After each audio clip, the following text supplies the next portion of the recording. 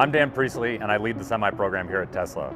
Welcome to the inside of the Semi factory up here on the Gigafactory Nevada campus. We've been spending the last several months constructing this building, mostly with the walls, all of the pillars and columns that you see behind me, laying concrete, putting the roof on, and now it's time to populate the building. This factory is designed with an annual capacity of 50,000 units a year.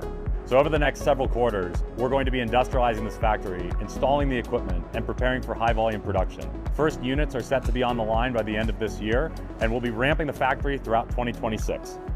The Tesla Semi is designed to be directly swapped in for diesel trucks without having to compromise. This is an instrumental product in helping advance Tesla's mission. There's a lot of exciting stuff coming through the next year, not just here in the factory, but also on the product itself. Over the last few years, our pilot semis have been out in the world, operating in fleets such as Tesla's own internal operations, showcasing electric trucking is ready for scale.